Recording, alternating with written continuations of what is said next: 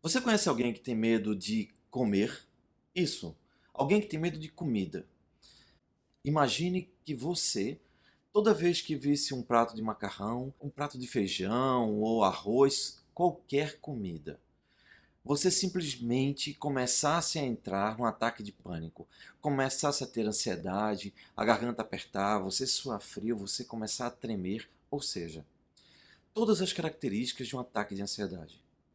Eu tive um caso de uma pessoa que é um rapaz, cerca de 25 anos de idade, e ele só teve uma única namorada. Por quê? Porque ele tinha transtorno alimentar, ou ele era classificado como um comedor seletivo. O que é um comedor seletivo? É uma pessoa que só consegue comer um grau muito reduzido de alimentos. Normalmente são pouquíssimas coisas: carne seca, batata frita, talvez arroz, bolacha seca, uma ou outra marca de achocolatado, não pode ser todas elas. E as pessoas acham que isso é frescura, mas não é.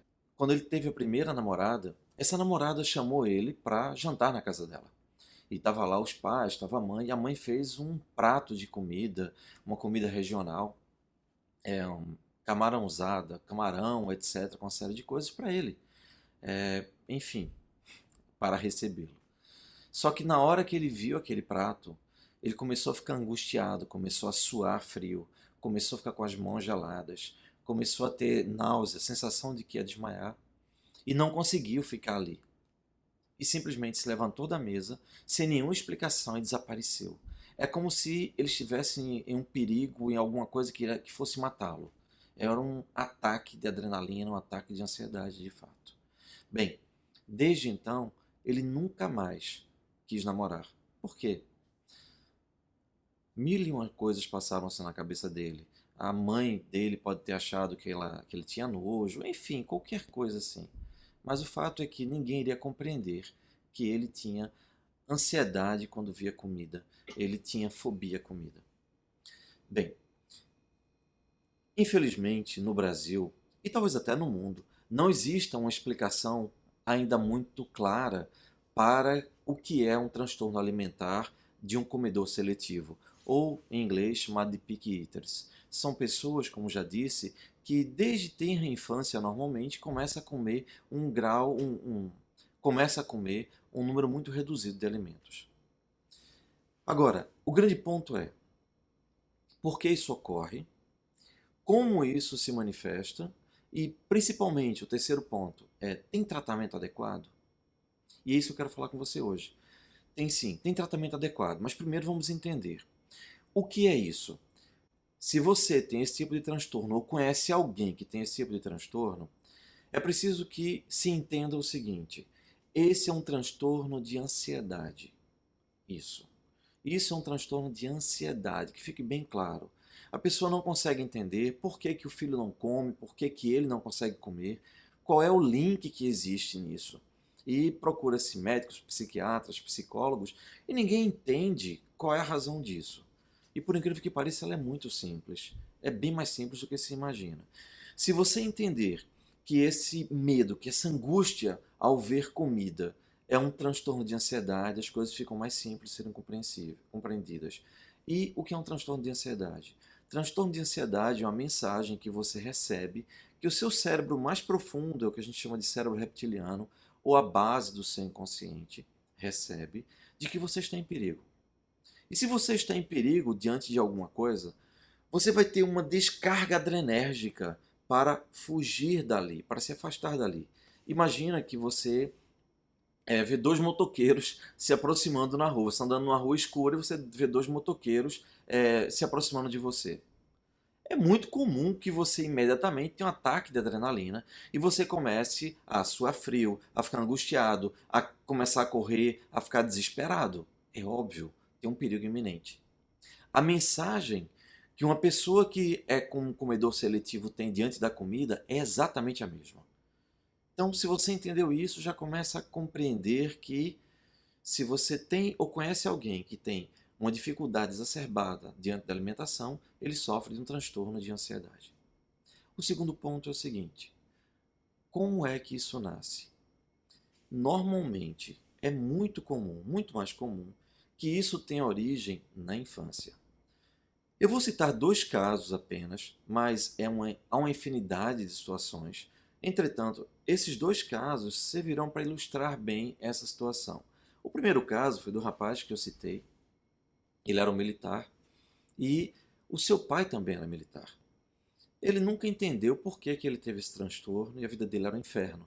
Sem falar que a sua alimentação, por ser tão pobre, causava sérios transtornos na saúde, na pele, uma pele realmente amarelada, caindo o cabelo, uma série de situações muito ruins.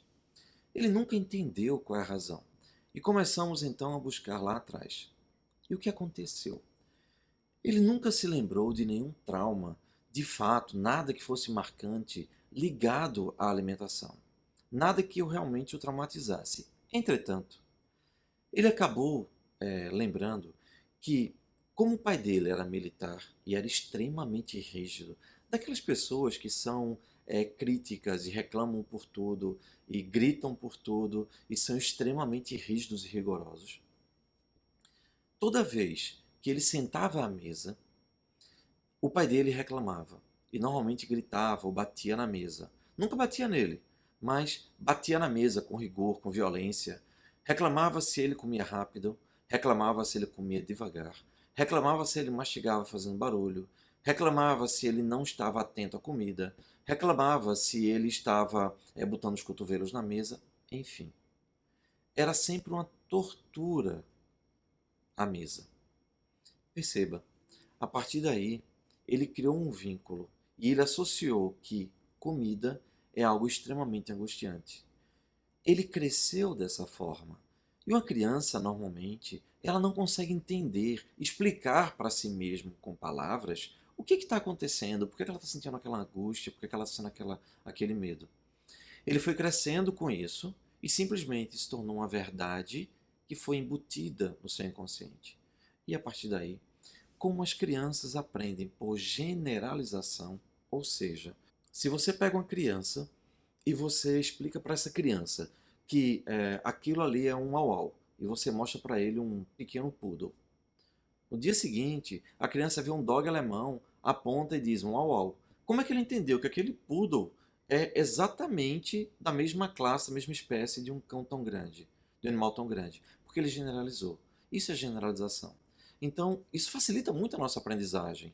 Só que, neste caso, acaba sendo bem negativo. Por quê? Porque essa criança acabou generalizando a comida, o ato de comer, que era doloroso comer ao lado do pai, para tudo na vida, para o ato de se alimentar.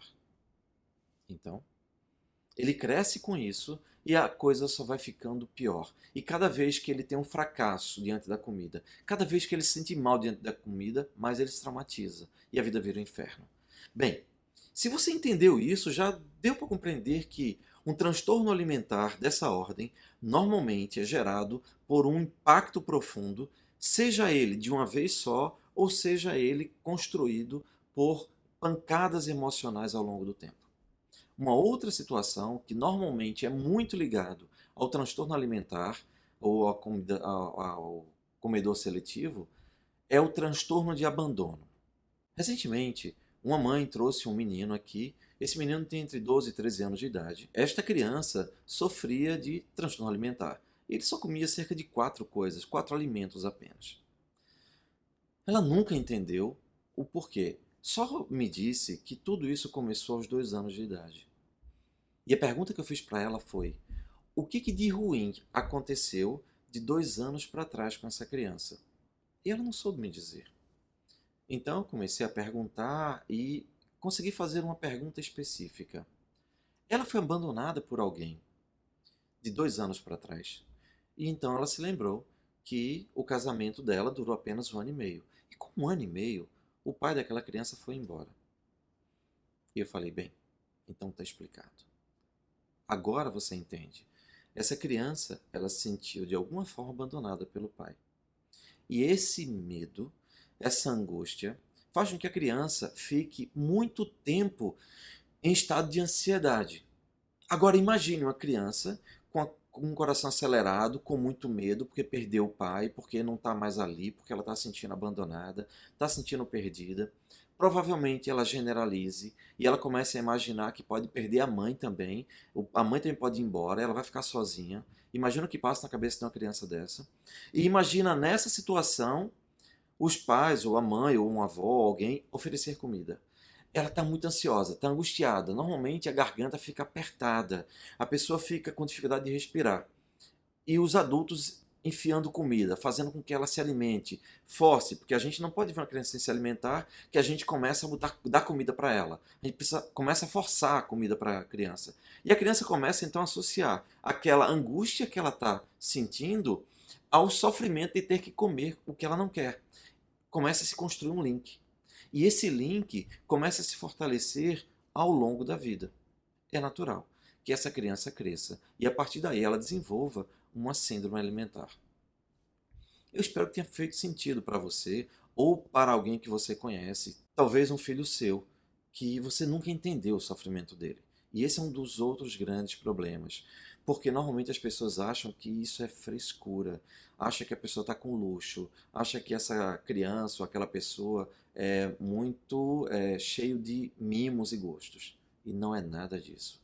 Essa pessoa tem tanto medo daquilo, quanto tem medo de um leão, tem medo de uma cobra, tem medo de um rato, enfim. É preciso compreender essa situação. Agora, a parte final é que, como a maioria dos psicólogos, dos psiquiatras não entendem o que eu acabei de explicar, eles acabam receitando medicamentos e drogas pesadas para essa criança, ou quando não, dizem que não tem o que fazer porque não sabem como tratar. E agora você já entendeu. Se isso é um transtorno de ansiedade, isso pode ser tratado da mesma forma que os transtornos de ansiedade. Eu não recomendo medicação de jeito nenhum. Por quê? É necessário apenas que se faça a alteração dos registros que foram marcados nessa criança. Então, se ela vinculou a alimentação a algo traumático, algo ruim, basta apenas que se utilize terapias específicas e adequadas, normalmente terapias breves, pelo menos é com que eu trabalho, para que se reprocesse essa situação e esse vínculo desapareça. E depois disso, se cria um outro vínculo. Se associa a alimentação a algo prazeroso, algo saudável. Desta forma, essa pessoa se livra, se cura de tudo isso.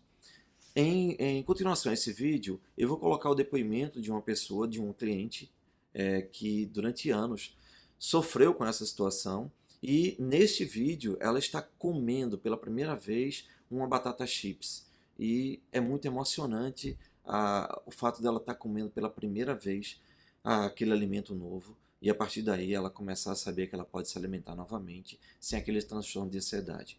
Quando ela chegou aqui, ela estava muito mal, muito angustiada, tinha todos os transtornos de ansiedades, inclusive vinculados a isso, todos os traumas. Era extremamente humilhada, era ignorada, incompreendida pelas pessoas ao redor, sofria muito, tinha péssima autoestima e no vídeo você vê a vitória dela. Então, eu espero que isso tenha te ajudado, eu espero que isso te ajude, eu espero que você possa buscar a ajuda adequada, porque isso tem tratamento. Fique com o vídeo. Um grande abraço.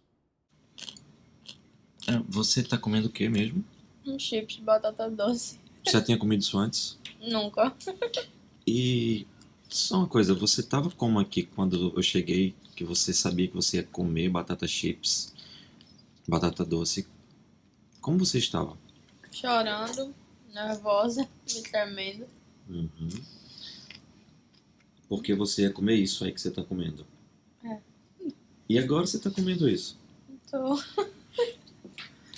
E é salgadinha. Salgadinho. De 0 a 10, qual a nota que você dá pra esse sabor? 7,5. 7,5? Meio durinha, mas é salgadinha. Entendi. Então deixa eu entender. Quando você me procurou, o seu grande problema é que você não conseguia se alimentar de outros alimentos, né? Você só comia o que, basicamente? Batata frita, ovo cozido, arroz branco sem nada, feijão preto sem nada. Preferência o caldo.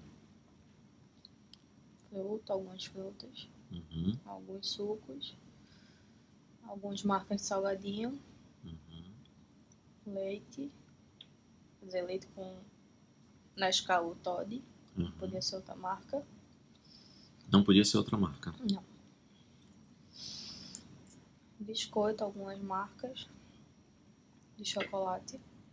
Ou seja, chega no restaurante e pedir uma macarronada, por exemplo. Não. Como é que você se sentia quando tinha que fazer isso? Péssimo. Tá de sair dali e me trancar no meu quarto e não sair mais de lá. Como isso que você sentiu hoje, que você estava tremendo, chorando, angustiado, com aperto na garganta, com aperto no peito, Exatamente. com a testa dormente, com o braço dormente, com a perna dormente. Tudo dormente. Exatamente. E qual a sensação que você está tendo agora de você ter vencido essa etapa? Eu tô muito feliz. Eu nunca imaginei que eu fosse comer alguma coisa de batata doce na minha vida. Ai, meu Deus. Tá orgulhosa de você? Tô. Ai, meu Deus. Isso é só o começo. Tem tanta comida para você descobrir. Tem tantos sabores. Mas eu preciso fazer hipnose para você ficar longe de McDonald's, tá certo?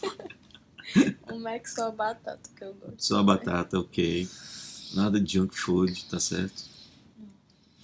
Como você não quer comer carne, né? Ótimo, isso é muito bom. Mas também tem muito lixo orgânico, viu? Então vamos ficar longe disso também, tá certo?